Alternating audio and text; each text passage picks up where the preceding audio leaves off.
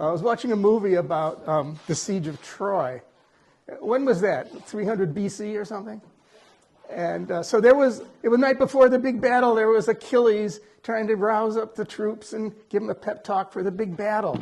And what do you suppose all the soldiers were doing while they're listening to Achilles? They're rubbing their swords with stones. And I'm thinking, it's 2,000 years, more than 2,000 years later. Why are we still doing that? So, all of you that came here today are probably came because you wanted to discover what is the best way to sharpen. I don't think you're going to go home knowing the answer to that question. But you'll be exposed to some things possibly that you weren't exposed to before. But I'm going to talk about a little bit more than just showing techniques. I'm going to talk about a philosophy of sharpening. Why? Because I'm going to try to give you the tools to make the decision of which system you want to use. I don't know if anyone else has talked about that. So I'm going to talk about a system which very simply is called belt buff. And this all began, at least for me, I guess, let's start at the beginning. When sandpaper was perfected and belts were perfected, it goes back to about the turn of the 20th century. So we have more than 100-year history of sanding belts. Thanks to 3M and many other companies. The first people that I know to adopt sanding belts, abrasive belts for metalworking were the knife makers.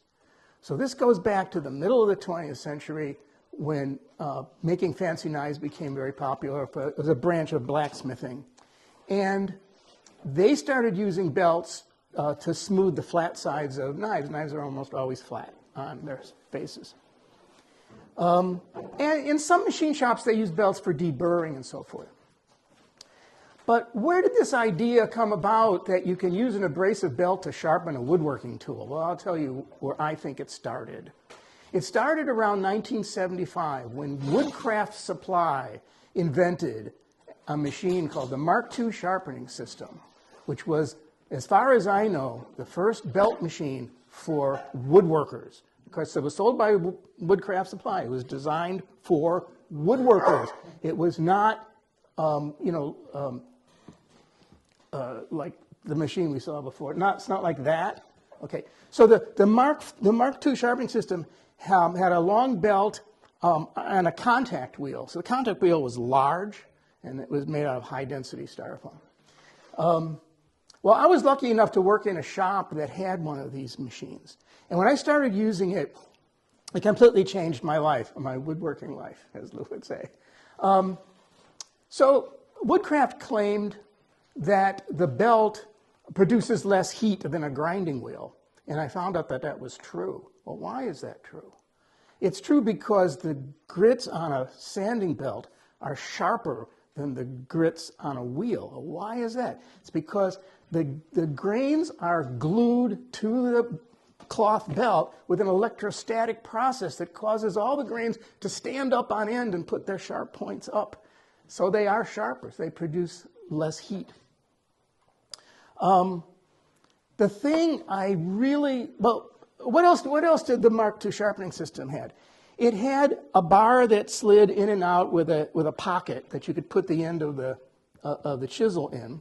This worked for turning chisels and plane irons and just about anything, carving chisels, anything I want to do went right into the pocket.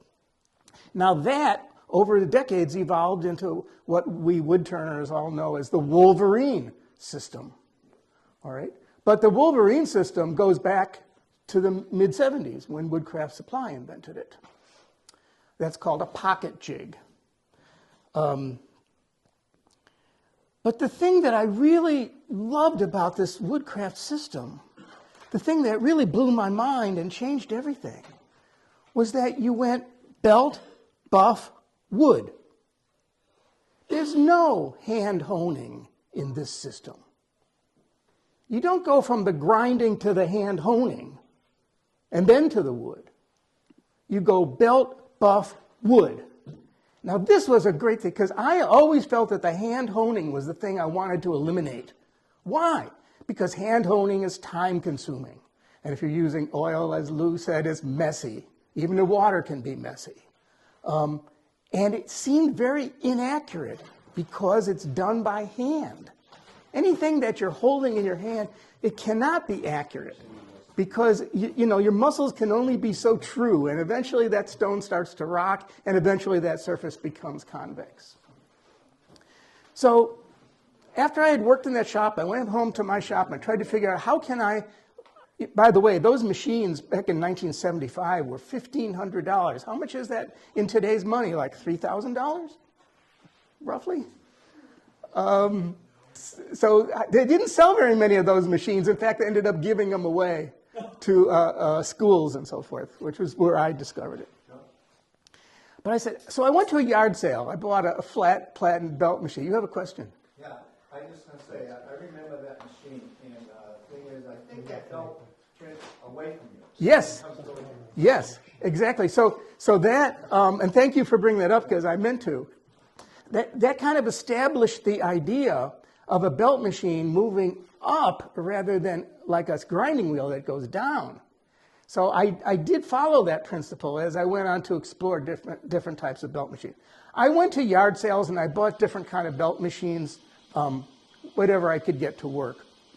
And my first ones were very crude, like I'd take a machine, I bolted it to the wall, and I had the V-block on my bench. And eventually I wanted to have a machine that was portable that I could take to demonstrations. So I ended up with a Harbor Freight 4x36, which were $80 then, and they're $80 now. So over 30 years, they haven't changed the price. How can they hold the price? Well, because they're doing a bigger and bigger mass production as time went on. And I made some changes to the original concept of the Woodcraft machine. For one thing, the belt goes much slower. The belt on the Woodcraft machine, I don't really know how many surface feet per minute it was. It was incredibly fast. And the other thing is that, Wolverine and the Woodcraft machine had this sliding bar that went in and out. And when you set that up, you could have marks on it or something, but you'd have to put it in position. Then you test it in some way, and then you adjust, and you move it in a little, and then you move it out a little, and you kind of tune that in, and it takes a long time to get it in the right position. I don't know why in the 30 or 40-year history of the Wolverine system that One Way didn't figure out that what they need is an incremental adjustment, one that will automatically snap into certain positions. Right? So that was another thing that I added. But all of these revelations about how belt buff wood was such a fantastic idea, all those revelations were not as important as one specific thing. And that is the ability to change the grit in a few seconds. If you have a grinding wheel, or if you've invested a lot of money in a CBN, you have one grit. One grit isn't going to do everything. Or you always end up using that one grit because that's what's on the machine. With a belt machine, you can change the grit in about 5 seconds.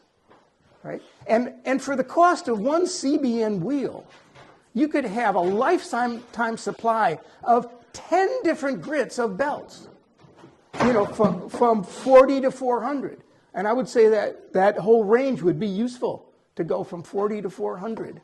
And you might say, what would you do with a 40? Well, I'm going to show you that in a minute. So now we have a whole new idea. A machine that's mechanized, so you're not just doing what the Achilles was doing and what the Trojan War. You're not just using your muscles. Change the grits to the appropriate, whether you're sanding wood or sanding metal or sharpening, it's very important that you start with the right grit. If you're not starting with the right grit, you are just wasting time. And with a quick change belt system, you're always going to start with the right grit. That kind of brings me to this idea, and I know that Lou touched, other people touched on this. You really need two different sharpening systems. You need a roughing system and then a finishing system. If you bought a chisel at a yard sale, or a student has a chisel, or you dropped your chisel on a concrete floor, you've got a big ding in it, you need some way to grind that down, bang, with, you don't care about finish, you just got to get that thing. But when you do routine maintenance of the edge, you need a very fine system. So the thing about a belt machine is it'll do both things.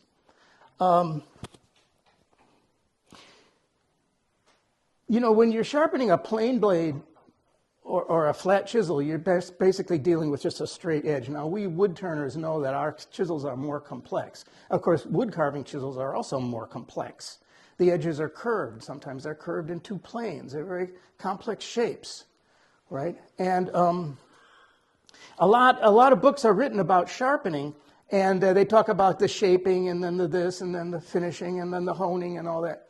So I think that the mistake that so many authors make is that they conflate two different subjects into one chapter. And one of those subjects is tool point geometry, and the other subject is sharpening, or the maintenance of the perfect edge. So let me just define these things. Tool point geometry describes the shape of the tool. And when you understand tool point geometry, you'll understand how changing the shape of that tool is going to change the way that tool behaves. This is very important in wood turning, right? Then sharpening is a completely different subject. In my book, there are going to be separate chapters. Sharpening is simply the maintenance of the perfect edge and assumes that you already have the correct geometry. And you want to maintain that correct geometry as you sharpen the chisel hundreds or maybe thousands of times. All right? So when you study sharpening, keep in mind that these are two different subjects. And even though some careless authors conflate those subjects into one confusing chapter, you need in your mind to separate those two. Now, some people put it this way, shaping and sharpening are different things. Right? Okay. Every time you sharpen, you're not reshaping. If you are, you're in a very inefficient world. Okay. All right. Let me get some chisels out. Oh, I guess a little bit more about the history of this. So after I made this machine, and of course, then when the guild started, people started coming over to my shop. And they said, oh, where did you get that tool? Oh, I made it. But where did you get that tool? Oh, I made that too. And where'd you get that sharpening thing? Oh, I made that. So the next thing I know, I'm making tools for everybody, and I started a whole new business making tools. Ended up with a couple of patents on wood lathe accessories. I never patented any part of this system. But in the end, I built about 250 of these machines, which I sold over a period of about 12 years. I would buy these from Harbor Freight 12 at a time.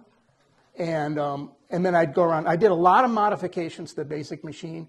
There were articles in American Woodturner on how to convert these machines, and you can refer to those articles. It was based largely on my work, but this is what it ended up to be, and I'm going to show you how it works.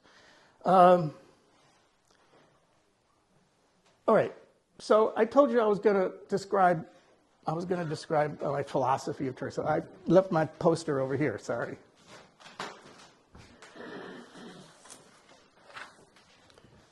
All right. So this is how we need to think about sharpening. Or you need to think about, what is the best sharpening system for me? Okay. So here's how we need to conceive of what sharpening is all about. What are the important things? What are the important elements in a sharpening system? This describes the important elements of a sharpening system, any sharpening system, no matter what it is, whether it's mechanized or not, or diamonds or stones or belts, mixed movements. Rule number one is the most important rule. This is really the only really big rule that you strive toward, and then everything else will come from that. And rule number one says, remove the minimum amount of metal. Right? Now, those are supported by two other concepts. And so this is like a pyramid. I call this the sharpening pyramid. So one of these concepts is convenience, and the other is accuracy. Okay, let's start talking about this from one of these foundational points. So let's start with convenience. Convenience is the antidote to sharpening procrastination. Whenever I say those words, sharpening procrastination, people always go, oh yeah, they laugh. Because everybody knows what sharpening procrastination is. Everybody's experienced that. If you've done any teaching of beginners or school kids, you know that sharpening procrastination is one of the hardest things, that it's a problem that must be solved. So many people get into woodworking or wood turning, and after a while, they just can't do it anymore. What is it? They never really got to the sharpening thing, and so they felt defeated. So the most important element in convenience is time. How long does it take to sharpen a chisel? I'm going to set this over here for a minute. How long does it take to sharpen a chisel? Well, I got all these wood turning books and woodworking books and fine woodworking articles, and I read all these things, and none of these authors ever say how long it should take to sharpen a chisel. They say, do this, use that, use that, use that. They never say how long it should take to sharpen a chisel. Well, I'm going to tell you right now how long it should take to sharpen a chisel. And the answer is 7 seconds. And I'm not just going to say it, I'm going to show you how it's done. All right, so remember that when you sharpen anything, there's 3 steps that you must do. The first, well, unless you're doing what Lou is doing, you can skip the first step. The first step is setting up. Right? The second step is the grinding. And the third step is the deburring. 1, 2, 3. All of these steps add up to 7 seconds. Okay? So the 7 seconds, I got my back to you, but I hope you can see here. Well, the camera's here. All right, you ready? The jig is not set up. All right, ready? 1, 2, 3, 4, 5, 6, 7. That's how long it takes to sharpen a chisel.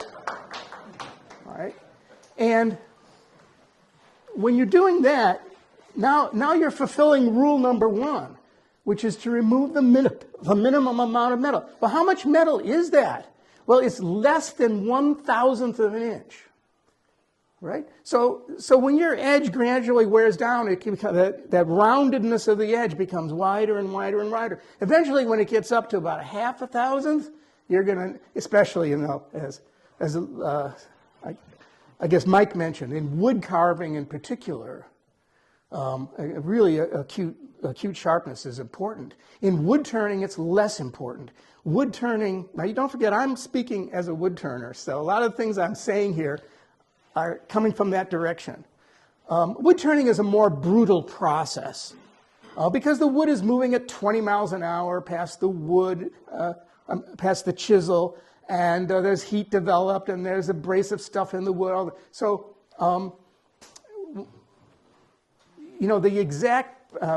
the grit that you need to use to produce a good serviceable edge in a wood turning chisel is not as fine as it would be for a carving chisel. So let me just show you a couple more things about the machine here. So the setup of the block is incremental. That means it has specific positions. And I'm also going to show you this machine. So this machine was made by Peter James, and it's a sort of a souped up version of my machine. So instead of having the pegboard, it has this, which slides in and out, but it's incremental. So why hasn't, in 30 years, why hasn't One Way figured out that the Wolverine should be designed like this? Right? And if you want it to be in an intermediate place, you can do that too, because it has a clamp, right? So you can clamp it in between, but meanwhile you have specific places where you put it. So each chisel can have a number on it if you can't remember, and it snaps into these holes that all have numbers. One of the great things about Peter's machine Notice the soft start, and it's on a VFD, so you can run this at any speed that you want.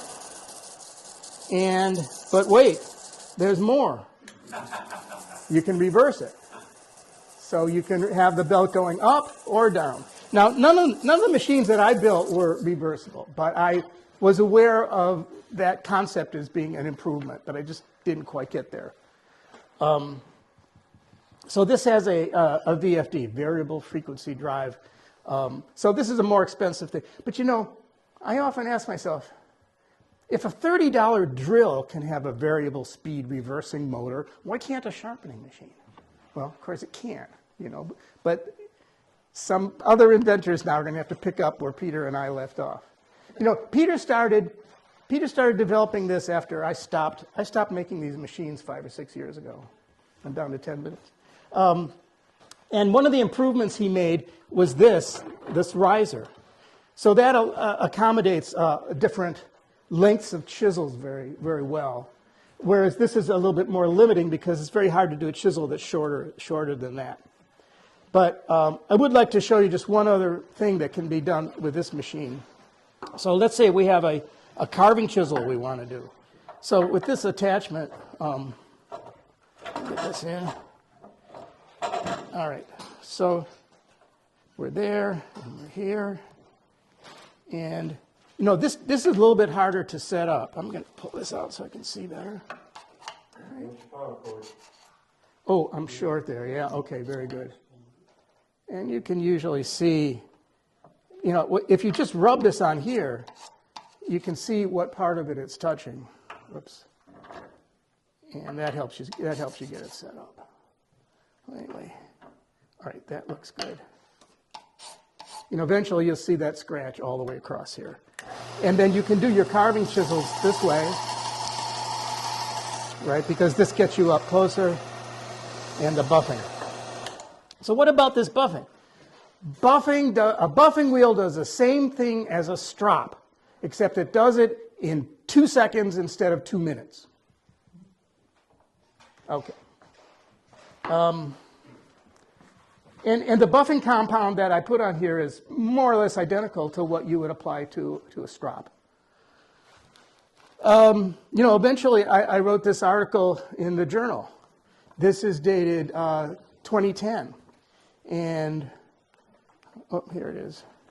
And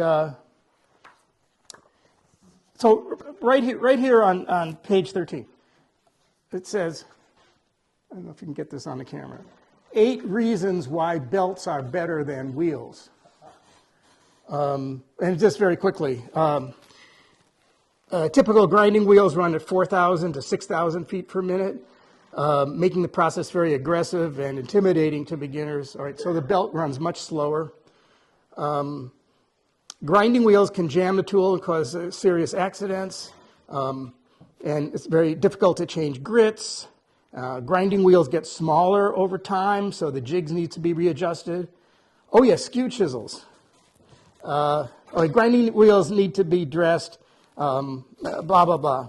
Oh, it's difficult to set up and measure the angle to a grinding wheel because you're trying to measure an angle to a tangent. But a belt machine is super easy to set up the angle because there's that, and you just set the, I'm going to get rid of this thing because I don't need it anymore. Okay, so whatever angle you want. So here's of course, my angles are all set to, I guess we'll use this one. Okay. So this one goes in this slot because I have little notes that tell me, and bang, it's always there.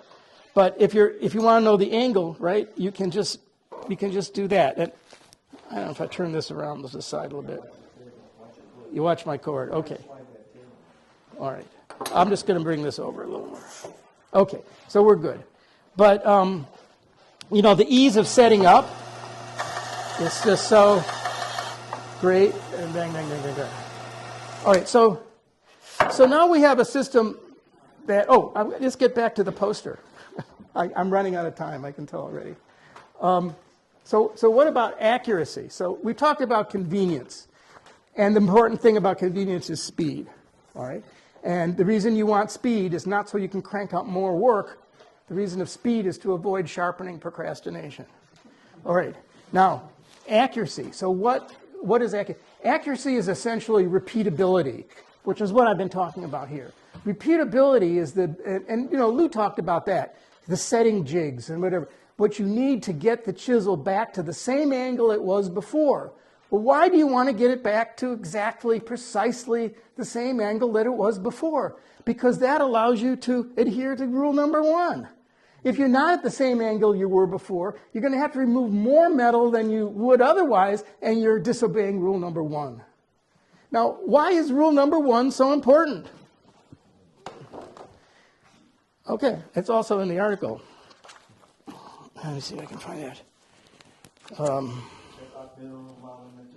Yeah, but why is that so important? Well, all kind of wonderful things flow from that. Here's 6 reasons why rule number 1 is important. Oh, that's the wrong part. Oh, I guess I can't find it. Well, sorry, I didn't mark the spot on here where that is. Oh, here we go. The minimum amount of material. Okay. Because by removing the minimum amount of metal, it saves time, which we've already talked about at length. I want to talk about that again. It reduces the possibility of overheating. All right, the removal of 1/1000th of an inch of metal only takes a few seconds. Can you overheat your chisel in a few seconds? Of course not. Overheating becomes a non-issue because you're only removing 1/1000th of an inch of metal. In spite of the fact that you're using a mechanized system. All right? It conserves the tool, so you're not grinding away your expensive tool and making it, you know, just turning it into dust. It conserves your grinding media. You're not wearing out grinding wheels. It reduces dust. All right? If you're grinding more metal than you need to grind, you're just making a lot of dust, so you don't want to be breathing that stuff. And it reduces the burr on the edge. So whether you remove the burr or ignore it, having a smaller burr on a cutting tool always leads to a sharper edge. So those are all the reasons why rule number 1 is important. One more for you. Yeah. Muscle memory. Muscle memory. Same angle all the time. I'm not sure what you're saying, however. You're always turning with the same angle, aren't you? Oh, yes. So you're always getting the same angle. Right. Well, that's what the jig does. And that gives you muscle memory. And that gives, right. Yes, if your chisels are all the same angle or whatever, and they may be and they may not be. But yeah, I get what you're saying. So that brings me to this other point about going from belt to buff to wood. So at least back in the 70s and the 80s and into the 90s, the conventional way to sharpen, and almost all articles and all books said, grind the tool to a hollow grind on a wheel. Then put it on the stone and rock it until you feel that, and then hone it until you refine the edge with a flat stone. And all I say very quickly is that the belt buff system eliminates hand honing. So it also eliminates the need or the desire for hollow grinding. There's no longer a reason for hollow grinding. Hollow grinding is actually detrimental. But people felt like they needed it in order to get that feel of the chisel on the stone. All of that's out the window now. You don't need any of that anymore. What else did I want to talk about? I guess, yeah. Did you want to talk about maybe the direction of that particular tool? What direction does the belt move? Oh, yes. So on my machines, the belt goes up, which is like the Woodcraft machines always go up. It goes up. Yeah, and Peter's machines goes.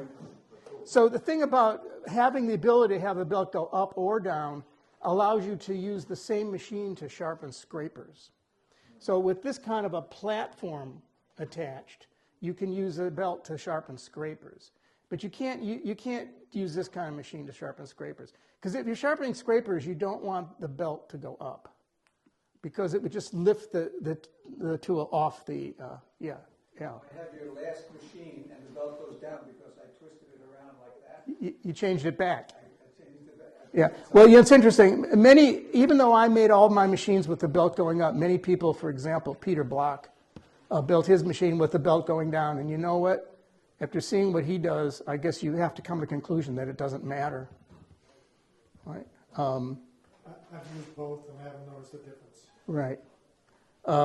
If the belt goes down, however, there is the possibility that if you set up the jig incorrectly with the block too far back, that as you bring it in, the edge will catch. Yeah. Now, is that dangerous? Not really. All it's going to do is rip your belt. So you've lost a $5 belt. But there's not enough mass in this belt to come off and harm you, really. It's not like a grinding wheel that explodes and can kill you. How do you reverse the direction? Well, on Peter's machine, he's using a variable frequency drive, and all variable frequency drives have reversibility. What about yours? Mine's not reversible. Well, isn't it going the wrong way than as you buy it? Oh yes. I just bought a longer belt and I twisted it into a figure 8, which is what Al was getting at. Right. Yeah. Well, anything else? Oh yes, I was going to do the. Do I have time to do a plain iron? I don't. I'm going to. What about grit? Okay, so for the routine maintenance of my turning chisels, I use something between 150 and 220. But I have belts. I'm just going to show you what you can do with different grits. Let me take 1 second. So what is this? And why did I bring this? It's a 36. All right. So here's how long it takes to change belts. Okay. All right. Now, if you guys go to flea markets and you buy, either flat chisels, cabinet chisels, or plane irons, and you get them home, and if you look in a book and say, well, how do you do it? You put this on the stone and you rub it, and you rub it, and you rub it, and you rub it, and about 2 days later, you get to a point where you can start to get into the fine honing. All right, I'm going to show you how to do this in 2 seconds instead of 2 days. Okay.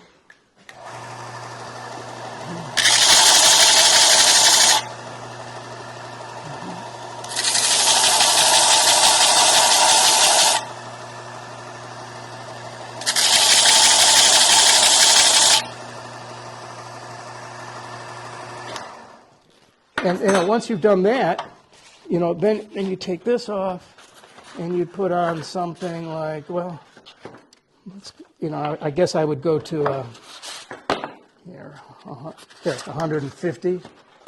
No, all right, 150. And then just pick up where you left off there. Wait a minute.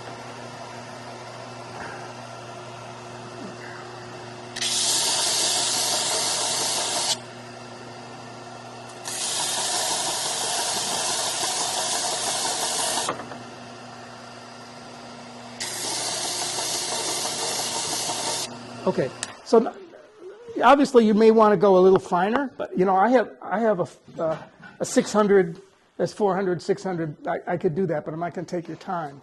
But I think I've made the point that in less than a minute I've gotten to that. If you've ever done this by hand, you know how long it takes. Right? This just gets you there so much faster.